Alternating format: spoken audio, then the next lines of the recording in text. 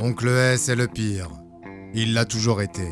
Chaque fois que les deux enfants vont chez lui, il reste assis dans sa chambre toute la journée devant son ordinateur. Il ne leur parle pas. Il se contente de grogner de temps en temps et ne leur prépare jamais à manger. Les enfants savent désormais qu'ils doivent demander à leur mère de leur préparer un repas. Le pire, c'est que Oncle S est vraiment bizarre. Il a toutes sortes d'affiches partout dans sa maison. Certaines d'entre elles représentent des femmes en tenue légère. La petite sœur masque toujours les yeux de son frère pour l'empêcher de regarder. Mais il y a aussi d'autres affiches, plus étranges, sur lesquelles figurent des symboles et sous lesquelles sont écrites des citations. Aucun des enfants ne comprend la signification de ces citations, mais leur mère est toujours très nerveuse lorsqu'il lui pose des questions à ce sujet. Elle dit qu'elles ont quelque chose à voir avec la politique. Une personne est bizarre quand même votre mère est d'accord sur ce point. Oncle S est tout simplement bizarre. Mais il y a un gros avantage à être chez lui. Tous les deux peuvent descendre dans le salon pour jouer aux jeux vidéo. Il a une grande télé et un tas de consoles de jeux différentes, dont la plupart sont plus vieilles qu'eux. Cette semaine, il y a même un nouveau carton à côté de la télé. Il est plein de vieux câbles, de manettes et de jeux. Et il s'agit vraiment de vieilleries, tout sans la poussière. Le frère plonge sa main à l'intérieur et en sort un gros boîtier gris. Le haut du boîtier est gris clair et le bas plus foncé. Il y a une inscription rouge sur le devant. Il prend soin de la prononcer dans sa tête avant de la lire à haute voix. Il ne souhaite pas que sa petite sœur sache qu'il a des difficultés à lire les longs mots. Nintendo Entertainment System. Sa petite sœur renacle et s'assoit sur le canapé. Elle ne veut pas jouer à ce truc stupide. Ça a l'air vieux et la poussière la fait éternuer. Toute cette maison est sale et dégoûtante. La télévision et les consoles de jeux sont les seules choses intéressantes ici. Elle ne veut pas jouer avec ce truc dégoûtant. Le frère l'ignore et tente de la brancher sur la télé. Un instant. Où est la prise HDMI à l'arrière de ce truc? Très vite, il finit par baisser les bras. Sur le canapé, sa sœur allume la télévision et prend la manette de la Xbox. La célèbre musique de Cuphead résonne dans la pièce. Il se dépêche de baisser le volume. Il ne faut pas déranger Oncle S, qui est assis en haut devant son ordinateur. Pourquoi veut-elle toujours jouer à Cuphead? Ça énerve tellement son frère. Ils ne réussissent même pas à passer le premier niveau, c'est trop difficile. Elle choisit le mode multijoueur et Cuphead et Mugman apparaissent tous les deux. Il y a des hommes tournesol qui descendent en parachute. « C'est à vous !» lance la voix off du jeu. Sa sœur se met à courir en même temps que Cuphead, mais bute contre la fin de l'écran. Il faut qu'ils jouent tous les deux ensemble pour que cela fonctionne. Mais aujourd'hui, son frère ne semble pas intéressé. Il fouille dans le carton et trouve un objet qui tient parfaitement dans sa main. Quelque chose avec une gâchette. Impossible. Il sort l'étrange jouet pistolet de la boîte et le brandit triomphalement en l'air. Il est gris, comme la NES, avec une gâchette orange et le mot Nintendo écrit sur le côté en rouge. Un cordon pend au bas de l'appareil. Immédiatement, il se retourne, le pointe vers sa sœur et tire. Rien ne se passe, aucun bruit, pas de lumière. Elle reste assise là et le regarde avec un air méprisant. Très bien. Il attrape la deuxième manette Xbox. Il court vers les hommes tournesol, tire sur un champignon, mais meurt à la première fleur violette. Génial. Le garçon en a marre de ce jeu. Il ne veut plus y jouer. Il veut jouer avec le pistolet. Il imagine tous les jeux auxquels il pourrait jouer avec. Cuphead et Mugman réapparaissent, et la musique recommence. Très soigneusement, il vise Cuphead et appuie sur la gâchette. Bang! Un nuage de fumée apparaît et Cuphead se transforme en fantôme rouge, avec un cœur rose qui bat. Un instant. Comment ça a pu arriver? Sa sœur n'a rien heurté. Elle lui crie dessus. « Ce n'est pas juste !» Le frère ne comprend pas bien. Il regarde à nouveau l'arme. Elle n'était même pas branchée. Et ce n'est même pas un pistolet Xbox. Alors comment se fait-il qu'il ait fonctionné? Il le pointe sur Mugman et tire. Bang! Un nouveau nuage de fumée apparaît et le fantôme de Mugman s'envole. Une fenêtre s'ouvre et le frère clique sur « Réessayer ». La partie recommence. La musique démarre et la voix off retentit, mais Cuphead et Mugman ne sont pas là. Sa sœur appuie sur les boutons, mais rien ne se passe. Les personnages n'apparaissent pas. « Qu'est-ce que tu fais? Faisons une nouvelle partie !» lui crie-t-elle. Mais le frère ne voit aucun personnage à l'écran. Pourquoi fait-elle semblant de les voir encore? Des bruits de pas font grincer le plancher au-dessus d'eux. Oh oh, ça y est, ils l'ont fait. Oncle S surgit dans les escaliers et les regarde méchamment. Immédiatement, chacun des deux enfants désigne l'autre d'un doigt accusateur. Oncle S ne dit pas un mot. Il se contente de les regarder fixement en s'approchant d'eux et en leur arrachant les manettes des mains. Puis il remonte à l'étage.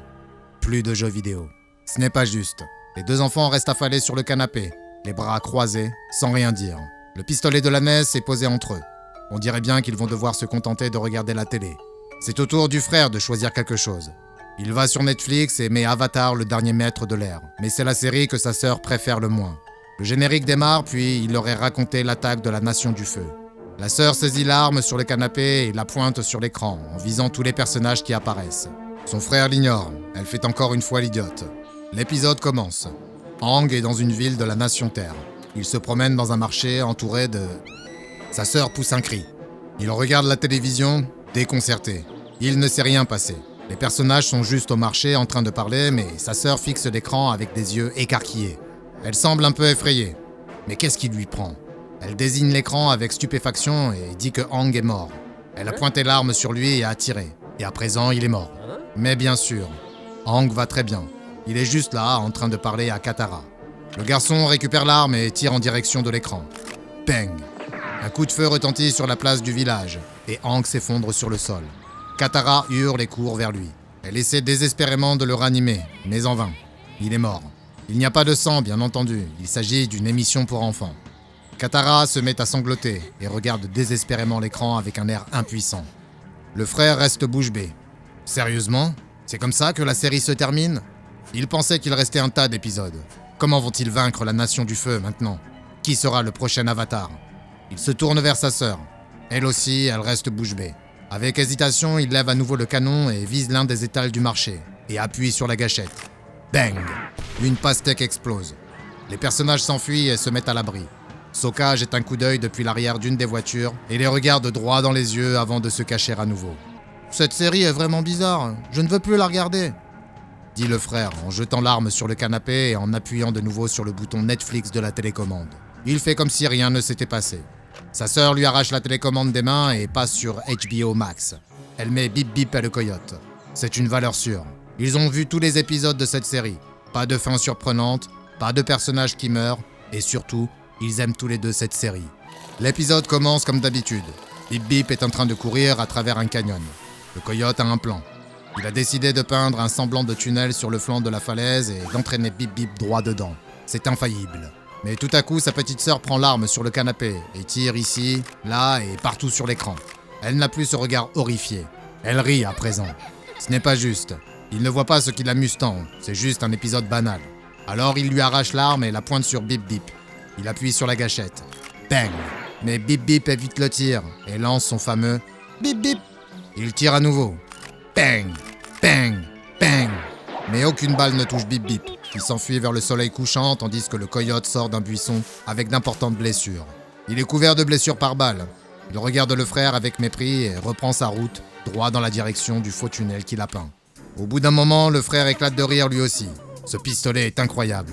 Que vont-ils regarder ensuite ? Sur qui ont-ils toujours rêvé de tirer ? Et s'ils tiraient sur le dôme de Sandy l'écureuil ? Ou s'ils tuaient Shredder ? Et Sonic ? Court-il plus vite qu'une balle ? Et qu'en est-il de toutes ces émissions pour enfants que sa sœur regarde ? Parviendra-t-il enfin à faire en sorte que ces personnages cessent de chanter à tout bout de champ ? Il rit si fort qu'il n'entend pas les bruits de pas dans l'escalier. Il ne réalise pas que Oncle S est là, jusqu'à ce que son ombre se pose sur lui. On s'amuse bien ? Le frère tente de s'expliquer du mieux qu'il peut, mais l'arme lui a déjà été retirée des mains. La télévision a été éteinte et la télécommande a disparu dans la poche de l'oncle S. Furieux, les deux enfants restent assis tranquillement jusqu'à ce que leur mère vienne les chercher 1 heure plus tard. Ce soir-là, oncle S fait ce qu'il fait toujours. Il est allongé sur le canapé, les pieds en l'air, des nouilles instantanées entre les mains. Les actualités parlent d'une histoire ridicule sur la visite du président dans une école primaire à l'approche des prochaines élections. Quelle blague! Oncle S reste allongé, furieux. Il se dit, comme si ce type se souciait de ses enfants. S'il s'en souciait vraiment, il contrôlerait bien plus sévèrement les frontières pour empêcher les étrangers de venir ruiner leur avenir. Comment les vrais Américains peuvent-ils avoir une chance de réussir dans la vie quand leur propre pays est envahi ? Il change de chaîne. Il y a un dessin animé qui passe. Il déteste encore plus les dessins animés. Il tient le pistolet de la NES. Il l'a trimballé toute l'après-midi pour une raison quelconque. Il se demande ce que ça serait si c'était un vrai pistolet. Sans réfléchir, il le pointe en direction de la télé et appuie sur la gâchette. Bang ! Un coup de feu le fait sursauter. Était-ce dehors ? Il regarde à nouveau la télévision. Le personnage du dessin animé s'est accroupi et il y a un impact de balle dans le mur derrière lui. Oh Dieu merci, ça venait de la télé. Il ne s'agissait pas d'un vrai coup de feu. Le personnage pointe son doigt en direction de l'écran. « Attention !» dit le personnage. « Si tu continues à faire ça, la Fondation SCP va venir te chercher. » La Fondation SCP ? C'est ridicule. C'est pour cette raison qu'il ne regarde pas de dessins animés. Les dessins animés, c'est pour les enfants. Il remet les actualités. Le président est toujours entouré d'enfants. Il s'imagine en train de pointer cette arme sur le président, juste entre ses petits yeux suffisants, appuyé doucement sur la gâchette et... bang! Le coup de feu le fait sursauter si violemment qu'il renverse ses nouilles bouillantes sur sa poitrine. Il se redresse et entreprend de se nettoyer. Super, c'était son dernier t-shirt. Ça fait 4 jours qu'il le porte, et même pas besoin de le laver. C'était quoi ce bruit au fait?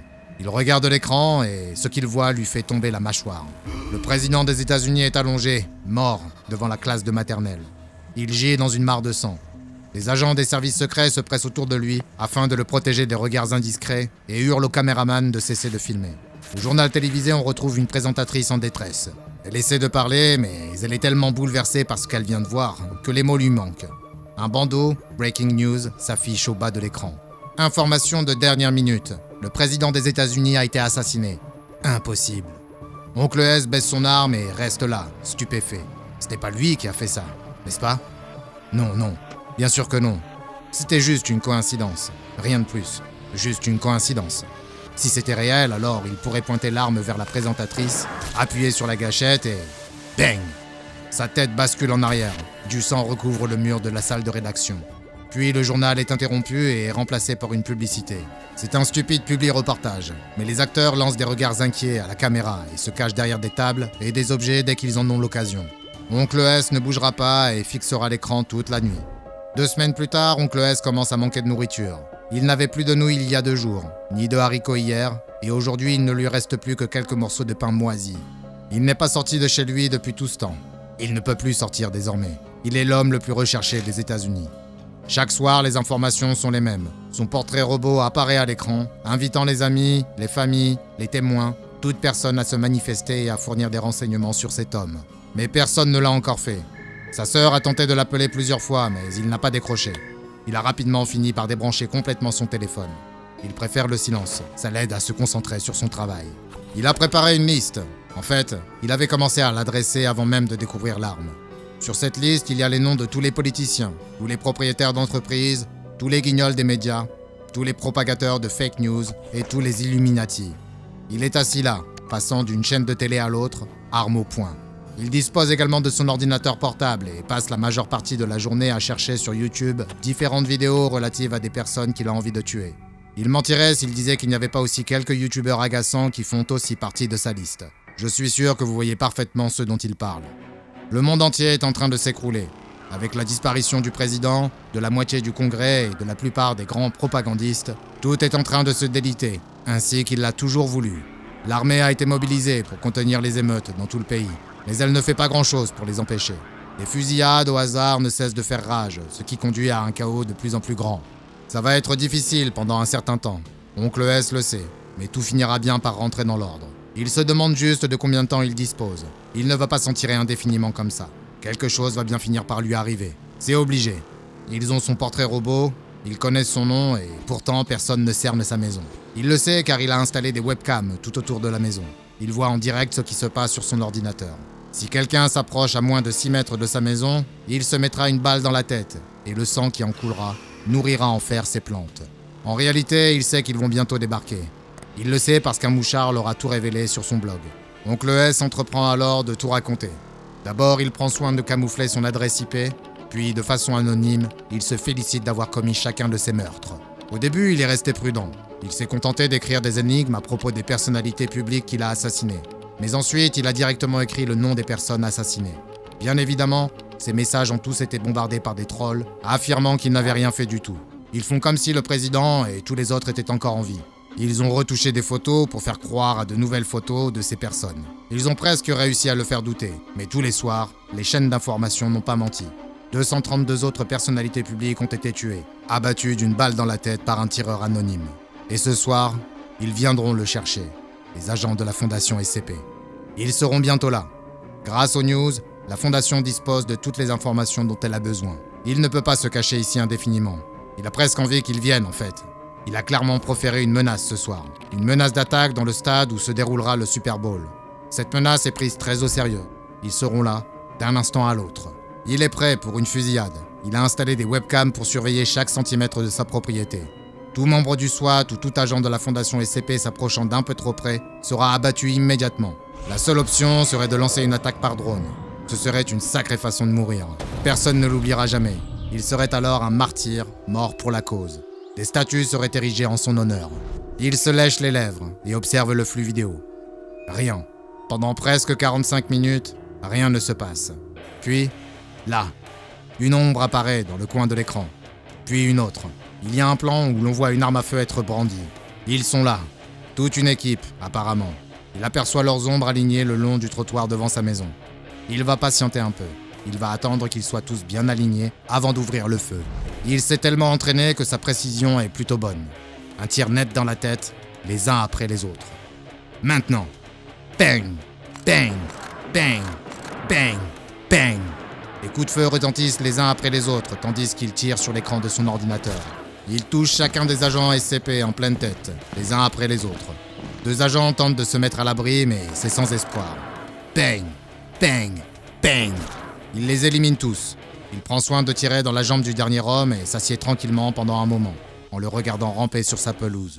Oncle S lève l'arme, la pointe vers la tête de l'homme, puis appuie sur la gâchette. Bang! La porte d'entrée s'ouvre et les agents de terrain de la Fondation envahissent sa maison. Mais comment est-ce possible? Il vient de tous les tuer. Il les a vus mourir. Comment se fait-il qu'ils soient encore là? Il regarde incrédule par la porte d'entrée dans la cour. Pas de sang, pas de corps. Il n'y a aucune trace de ce qui vient de se passer. Les agents SCP se pressent autour de lui, armes au poing, lui intimant des ordres. Il est ramené à la réalité et se met à paniquer. Il met les bras en l'air et laisse le pistolet joué tomber au sol.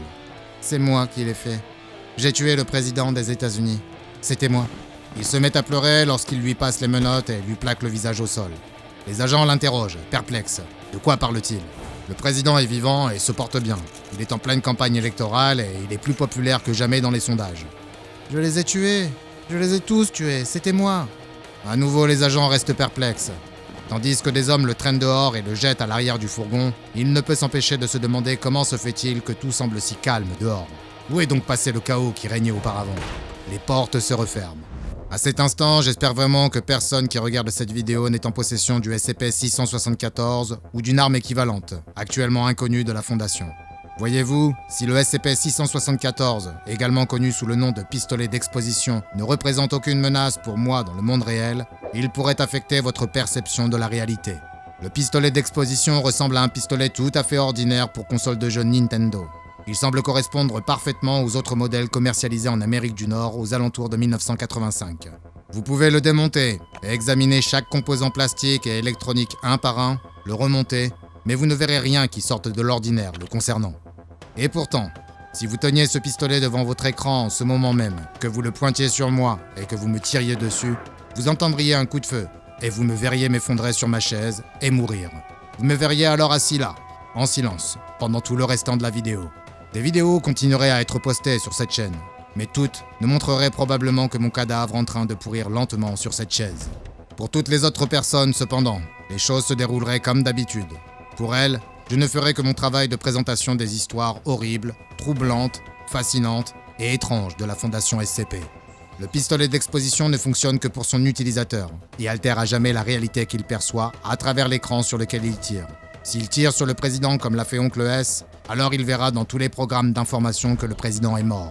Il en va de même pour les fictions. Si le personnage principal meurt, un autre personnage prend sa place et l'histoire se modifie en conséquence. Il convient toutefois de noter que chaque émission ou film suit sa propre logique interne. Les enfants n'ont pas pu tirer sur Bip Bip parce qu'ils s'enfuient toujours. Mais comme le veut le dessin animé, toutes les balles perdues ont fini par toucher le malheureux coyote. Néanmoins, dans ce cas, les tirs n'étaient pas mortels, car dans l'univers de ce dessin animé, les explosions, les électrocutions, les chutes depuis une falaise ou les noyades n'ont jamais de conséquences mortelles sur le coyote. Par conséquent, il en va de même pour un coup de feu. Ce qui est le plus intéressant, en revanche, c'est l'apparente conscience qu'a l'arme. Ceux qui tirent fréquemment avec l'arme verront les personnages leur demander d'arrêter immédiatement, sous peine de se faire pincer par la Fondation. Mais la chose la plus inquiétante, et toujours inexpliquée à ce jour, est la disparition de Oncle S. Entre 2 interrogatoires, il était enfermé dans une cellule placée sous vidéosurveillance. On a constaté que Oncle S conversait fréquemment avec la caméra et semblait recevoir des réponses, même si aucune ne pouvait être entendue sur les enregistrements. Peu à peu, ces discussions sont devenues de plus en plus virulentes, jusqu'à ce que tout à coup, il se fasse abattre dans sa cellule. Les chercheurs et les agents sont alors intervenus, mais il était trop tard. 3 balles de calibre 38 étaient logées dans sa poitrine, sans signe du moindre tireur. Depuis la mort de cet homme, les chercheurs se méfient des expériences menées avec le pistolet d'exposition. À présent, allez consulter une autre rubrique des dossiers du Dr Bob, comme le SCP-923, le satellite de contrôle mental, un outil utile pour découvrir une autre arme anormale tout à fait unique. Et n'oubliez pas de vous abonner et d'activer les notifications afin de ne pas manquer une seule anomalie, car nous poussons toujours plus loin nos investigations dans les archives classifiées de la Fondation SCP.